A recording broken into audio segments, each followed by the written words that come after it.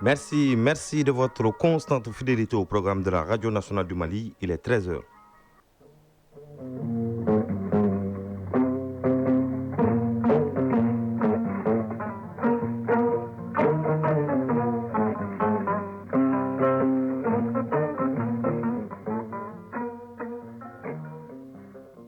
Le journal Bemba Sibi. Mesdames et messieurs, bonjour et bienvenue dans ce journal. Tout de suite, les titres.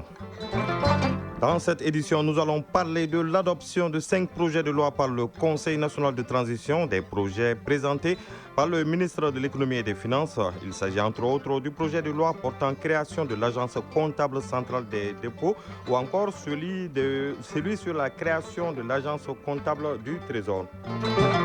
Donner une nouvelle impulsion à la coopération douanière dans l'espace AES, c'est l'objectif au terme de la rencontre des experts des administrations douanières du Sahel sur les échanges douaniers dans l'espace. Lutter contre la mauvaise gouvernance et renforcer le contrôle de l'action publique, c'est l'objectif du projet Amélioration de la gouvernance et de la participation citoyenne par le contrôle de l'action publique qui vient d'être lancé à Bougouni. Dans l'actualité internationale nous conduira aujourd'hui en Côte d'Ivoire où l'ex-préfet d'Abidjan vient d'annoncer sa candidature à l'élection présidentielle d'octobre prochain. En Guinée-Conakry, les dédommagements des victimes du massacre du 28 septembre 2009 a commencé. Nous parlerons également de la tournée de 4 jours du président américain Donald Trump au Moyen-Orient. Dans la chronique environnement, nous irons à la découverte de Kungoso, un espace conçu pour reconnecter l'humain à l'environnement à travers Djirila chez les arbres et Baganso chez les animaux. C'est une initiative de Abdul Karim Badi Samake. La chronique de l'environnement, une réalisation de Agibou Koulibaly à suivre en fin de journal. Et puis en sport, nous allons parler des demi-finales de la CAN Junior qui se joue demain jeudi et de la 22e journée du championnat national de Ligue 1 professionnel avec 4 rencontres au programme aujourd'hui. Il sera également question de handball avec la sélection nationale junior filles du Mali qui participe en Mauritanie au tournoi Challenge Trophy. Voilà pour les titres. Une fois de plus, bonjour et bienvenue dans ce journal. 5 projets de loi présentés donc par le ministre de l'économie et des finances ont été adoptés hier après-midi par les membres du Conseil national de transition. Il s'agit des projets de loi portant création de l'agence comptable centrale des dépôts, des projets de loi sur la création de l'agence comptable du Trésor. Les membres du Conseil national de transition ont également adopté l'ordonnance portant création de la pairie générale du Trésor et celle portant la création des pairies spécialisées du Trésor. La dernière loi adoptée par les membres du Conseil est celle portant sur la création de la recette générale des finances. Les précisions avec Mamadou Fani. Les membres du CNT ont adopté d'importants projets de loi au compte du ministère de l'économie et des finances. Il s'agit de la ratification de l'ordonnance portant création de l'agence comptable centrale des dépôts ACCD et celle relative à la création de l'agence comptable centrale du Trésor ACCT. L'ACCD a pour mission de gérer les dépôts et fonds des organismes publics, des projets et programmes et ceux des particuliers qui lui sont confiés. Quant à l'ACCT, les insuffisances constatées telles que la faible prise en compte des structurations de l'ACCT, des missions de gestion de la trésorerie de l'état de production des comptes publics et des statistiques des finances publiques ont motivé la réorganisation de l'ACCT. Après examen de ces 2 lois, les membres du CNT les ont adoptées par 132 voix, 0 contre et 0 abstention. Al-Husseini Sanou, ministre de l'économie et des finances. Les principaux textes qui régissent le Trésor datent de 2002.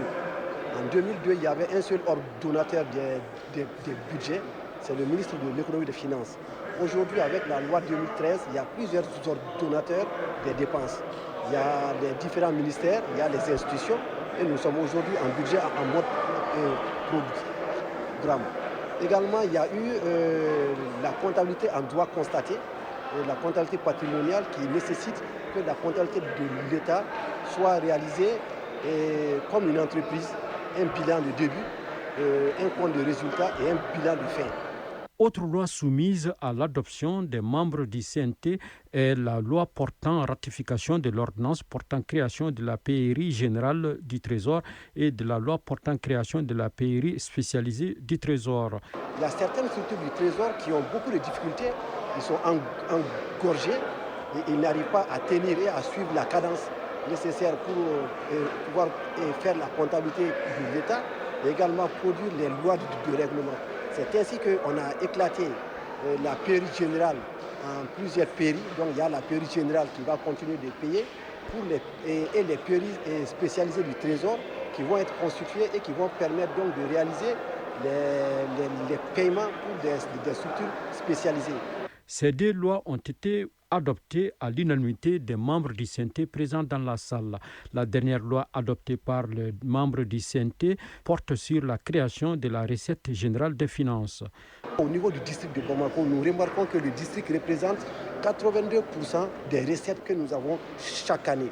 L'année dernière, par exemple, ils ont pu mobiliser 1696 milliards de recettes. S'il faut que la recette générale du district réalise toutes les dépenses au niveau du district de Bamako et collecte en même temps plus de 82% des recettes, il y avait un engorgement important. Donc il a été rendu nécessaire d'éclater la recette générale du district en deux structures. La trésorerie du district qui s'occupe uniquement des dépenses et la recette générale des finances qui va s'occuper uniquement des recettes au niveau du district.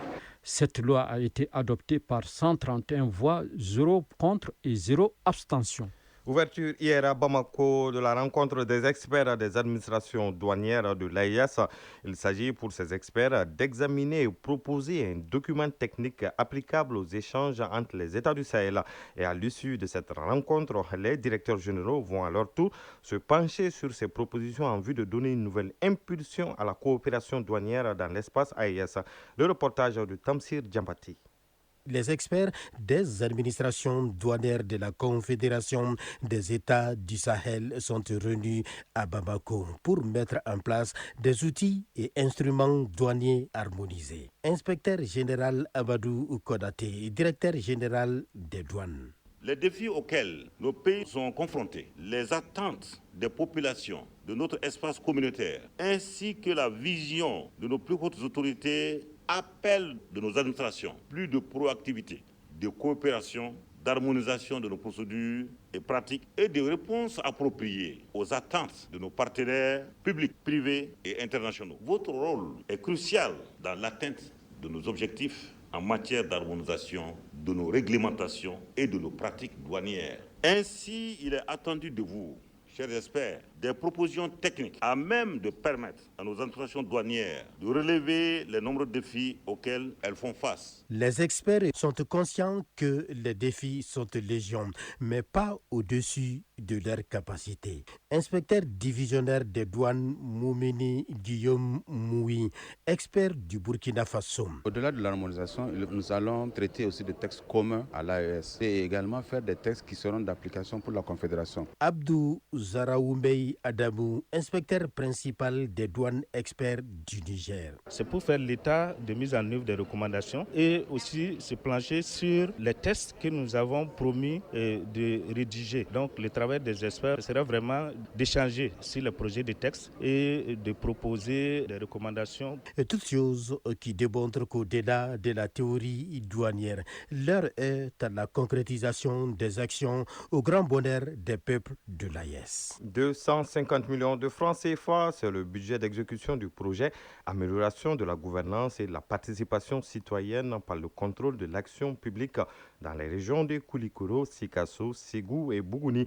Bougouni qui a abrité d'ailleurs la cérémonie de lancement du projet qui dure 36 mois et vise à lutter contre la mauvaise gouvernance et renforcer le contrôle de l'action publique. Les détails avec Abdul Karim Konati. Le contrôle de l'action publique par les citoyens contribue à la transparence dans la gestion. C'est désormais le cheval de bataille des deux organisations non gouvernementales chargées de la mise en œuvre du projet Amélioration de la gouvernance et de la participation citoyenne par le contrôle de l'action publique. Le projet qui couvre 60 communes réparties entre les régions de Sikasso, Bougouni, Ségou et Koulikoro vient d'être lancé dans la capitale du Bani Mounouché. Il est financé par l'Union européenne. Esperosa Arizabalanga, chargée des programmes représentante de l'Union européenne. D'une durée de 36 mois, il s'agit d'améliorer les connaissances au niveau local de la traçabilité de la dépense publique. La décentralisation, c'est priorité de l'État depuis les années 90. Cet atelier de lancement a permis de faire la genèse du projet et parler de ses objectifs ainsi que les activités à mener. Il s'agissait également d'édifier les acteurs impliqués dans la mise en œuvre du projet sur leur rôle et responsabilités ainsi que la durée et le coût du projet. Idrissa Dangui Maïga, coordinateur national de l'ONG GRAD. C'est environ 250 millions de francs CFA, personne 381 000 euros pour la réalisation de ce projet. C'est un thème d'actualité, c'est un thème qui aussi facilite l'engagement citoyen auprès des communes. Draman Diakté, directeur de cabinet du gouverneur de la région de Bougouni. Chaque année, l'État du Mali met des ressources à la disposition des collectivités, notamment des communes, pour appuyer l'action publique de développement dans les différents secteurs. Cependant, les services techniques en charge de la planification et de la mobilisation des ressources destinées aux collectivités territoriales, tout comme les citoyens et leurs organisations, sont souvent peu informés par les collectivités territoriales sur l'utilisation des ressources mises à disposition. Le projet Amélioration de la gouvernance et de la participation citoyenne par le contrôle de l'action publique est mis en œuvre par un consortium composé de 2 ONG. Il s'agit du groupe de recherche Action pour le développement GRAD et l'Association pour le développement des collectivités locales ADCEL. Bougouni, Abdul Karim Konaté, Djibril Bagayogo pour l'ORTM. Passation de commandement à Kaye à la tête de la zone de défense numéro 4. Le général de brigade Aruna Samake, chef d'état-major de l'armée de terre, a remis officiellement le commandement au colonel Boubou Bokoum, nouveau commandant de la zone de défense numéro 4. La cérémonie s'est tenue au camp Mamadou Lamine Dramé, nous dit Kabadjara depuis Kaye.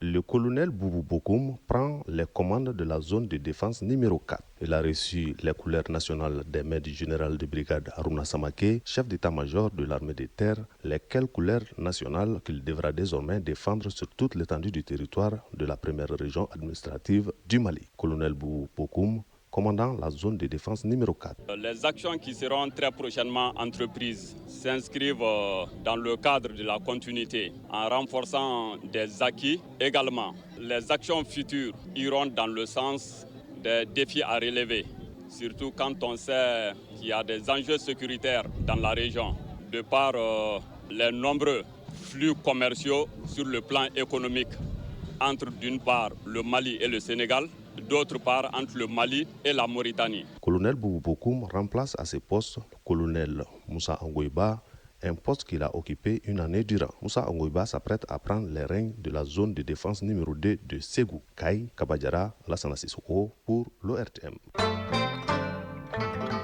À 13h passé de 11 minutes à présent, l'actualité hors de nos frontières qui nous conduit d'abord en Côte d'Ivoire où l'ex-préfet d'Abidjan, Vincent Toby Iré, annonce sa candidature pour la présidentielle d'octobre prochain. Depuis sa démission de la préfecture d'Abidjan en août 2020, l'ancien maire est sur le terrain. Il sillonne les villages reculés pour établir une veille électorale. Reste toutefois une étape cruciale, voire un défi pour certains, la collecte des parrainages citoyens et l'apport d'une caution de 50 millions de francs CFA pour être éligible. En Guinée-Conakry, le ministre de la Justice, Yaya Kairaba Kaba, a procédé hier à la remise d'un premier chèque aux victimes du massacre du 28 septembre 2009. Plus de 300 personnes doivent être dédommagées au cours des prochaines semaines. Le montant est prélevé sur le budget de l'État guinéen compte tenu de l'incapacité financière des coupables à régler la note. En Centrafrique, 10 jours après l'extradition du chef rebelle Armel Sayo à Bangui, le gouvernement a enfin réagi. Ce chef du groupe armé de la coalition militaire pour le salut du peuple avait repris les armes en 2024 malgré la signature de l'accord de paix en 2019.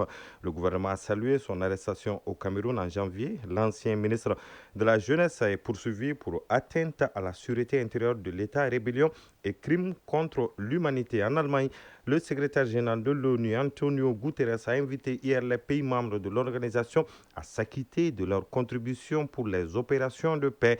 L'annonce a été faite lors d'une conférence ministérielle de 2 jours. Actuellement, le département onusien des opérations de paix mène 11 missions en République démocratique du Congo, en Centrafrique, au Soudan du Sud, au Liban, en Chypre et au Kosovo. L'organisation se trouve aujourd'hui confrontée à une crise financière selon le secrétaire général. Le président américain Donald Trump entame une tournée de 4 jours en Arabie Saoudite, au Qatar et aux Émirats Arabes Unis. Au menu des échanges, les guerres à Gaza et au Yémen, les violences persistantes en Syrie, les négociations sur le nucléaire iranien et la normalisation des relations entre l'Arabie Saoudite et Israël. À l'occasion de sa visite, un forum d'investissement américano-saoudien est organisé dans la capitale du royaume. Mali Actualité, il est 13h passé de 14 minutes à présent, à la page sport.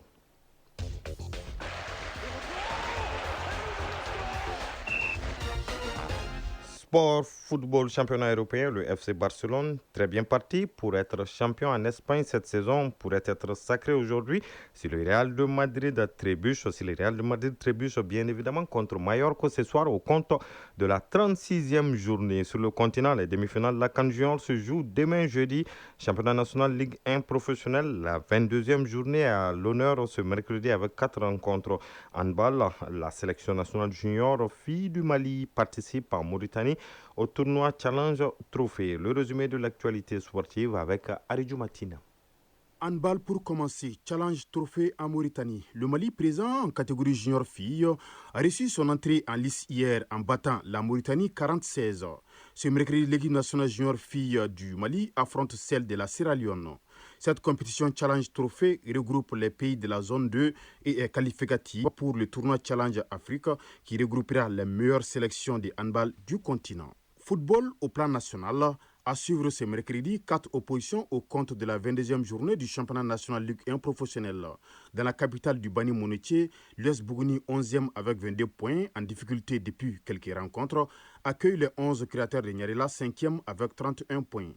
À Kati, au stade Salif Keita Domingo, l'US Bougouba en 8e position avec 26 points et pas encore sauvé des relégations, joue contre l'USFAS 3e avec 37 points. Au stade Mamadou Konaté, à 17h, l'AS Police 10e avec 23 points, qui lutte pour le maintien, croise le 2e, le Djoliba Athletic Club, qui compte 41 points. Juste après, Binga FC sera face à Afrique Football Elite AFE. Cette 22e journée prend fin demain jeudi avec les affiches AS Bakaridjan Étoile du Mandé, FC Djara Stade Malien de Bamako et Association sportive de Korofina AS Real de Bamako. Sur le continent CAN Junior en Égypte, les demi-finalistes sont déjà connus. Il s'agit du Maroc, de l'Égypte, pays hôte, du Nigeria et de l'Afrique du Sud. En première demi-finale, c'est jeudi 15 mai. Le Maroc sera face à l'Égypte au Caire, un duel 100% maghrébin. Et la deuxième demi-finale oppose le même jour, cette fois-ci à Ismaïlia, Nigeria, Afrique du Sud. D'ores et déjà, les 4 demi-finalistes sont qualifiés pour le prochain mondial des moins de 20 ans, prévu au Chili du 27 septembre au 25 octobre 2025. Fraîchement annoncé comme le nouveau sélectionneur du Brésil, le technicien italien Carlo Ancelotti n'a pas tardé à prendre des décisions concernant la composition de son staff. Parmi les premiers contacts établis, Carlo Ancelotti a déjà approché Kaká, ancienne légende du football brésilien et de l'AC Milan. Signalons que Kaká a été couronné Ballon d'Or sous la houlette de l'entraîneur italien. Cette complicité pourrait bien se poursuivre au sein de l'équipe brésilienne avec l'objectif de conduire la Seleção vers de nouveaux succès internationaux. L'arbitre de la finale de la Ligue européenne des champions qui oppose le 31 mai prochain le Paris Saint-Germain à l'Inter Milan est connu. Il s'agit du Roumain Esteban Kovac.